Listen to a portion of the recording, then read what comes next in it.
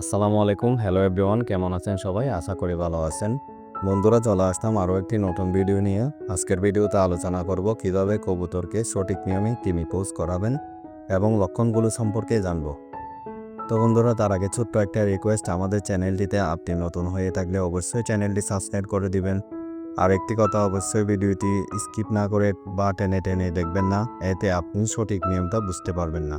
বন্ধুরা, প্রথমে লক্ষণগুলো সম্পর্কে একটু জেনে নিই। কবুতর খাবার কম খাবে, কবুতরের পাতলা পায়খানা হওয়া, কবুতরের পেট ফুলে যাওয়া, কবুতরের ওজন কমে যাওয়া, কবুতরের পালকের উজ্জ্বলতা কমে যাওয়া, এমনকি অনেক সময় কবুতর ডিম দেওয়া বন্ধ করে দিতে পারে কৃমির সমস্যা হলে।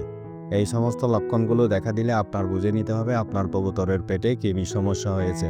তখন অবশ্যই কবুতরকে কৃমি খোঁজ করিয়ে নেবেন।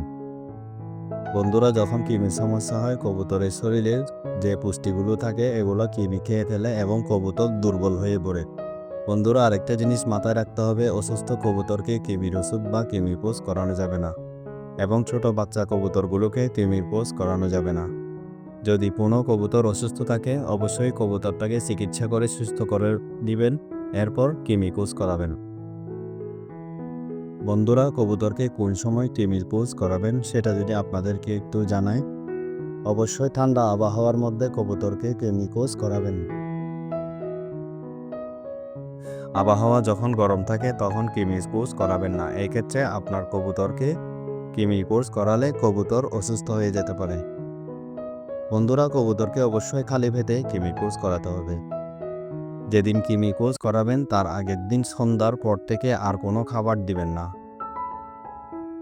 যাতে কবুতরের পেট খালি থাকে। 8 থেকে 10 ঘন্টা হিসাব করে পরের দিন সকালে কবুতরকে কৃমির ওষুধ খাওয়াবেন। কৃমির ওষুধ খাওয়ানোর 2-3 দিন আগে এবং পরে অবশ্যই লাইসোবিট অথবা লেবুর পানি অথবা উস্তালানের পানি খাওয়াবেন, যাতে কবুতরের অ্যান্টিবডি ঠিক থাকে। বন্ধুরা, বাজারে অনেক ধরনের কৃমির ওষুধ পাওয়া যায়, তার মধ্যে একমি কোম্পানির ফেরাবেট নামের যে ওষুধটি আছে, চাইলে আপনারা এই ওষুধটি খাওয়াতে পারেন।